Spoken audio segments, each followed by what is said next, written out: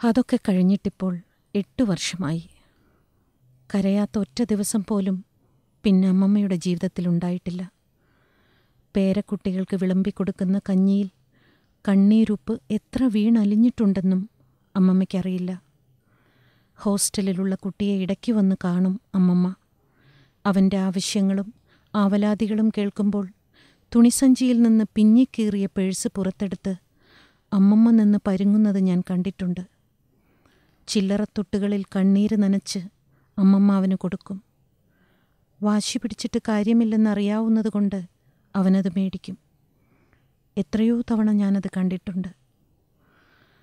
2 വർഷം കഴിഞ്ഞപ്പോൾ രണ്ടാമത്തവനെയും ഹോസ്റ്റലിൽ ചേർത്തു. ഇപ്പോൾ മൂന്നാമത്തവനെയും.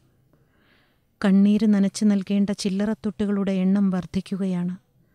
ആ പേഴ്സാവട്ടെ കൂടുതൽ പിഞ്ഞിക്കീറുകയും ചെയ്തിരിക്കുന്നു. 3 കുട്ടികളെയും ഹോസ്റ്റലിൽ കൊണ്ടുവിട്ടതോടെ അമ്മമ്മ വല്ലാതായിട്ടുണ്ട്.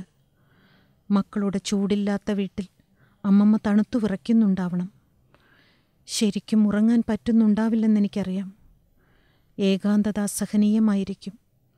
അമ്മയില്ലാത്ത കുട്ടികളെ നെഞ്ചോട് ചേർത്ത് പിടിച്ചാണ് വളർത്തേണ്ടതെന്ന് അമ്മമ്മയ്ക്കറിയാഞ്ഞിട്ടല്ല.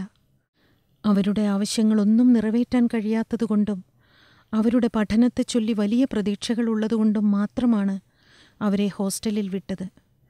ഇപ്പോൾ ഇടയ്ക്കിടെ 3 പേരെയും കാണാൻ അമ്മമ്മ വരും.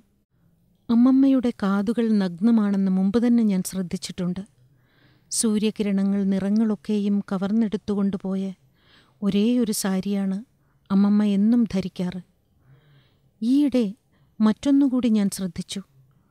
അമ്മമ്മ ചെരുപ്പും ധരിക്കാറില്ല. ഭൂമിയുടെ കാതിൽ മഹാസങ്കടങ്ങൾ അറിയിക്കുന്ന പാദങ്ങൾ വിണ്ടുപൊട്ടിയിട്ടുണ്ട്.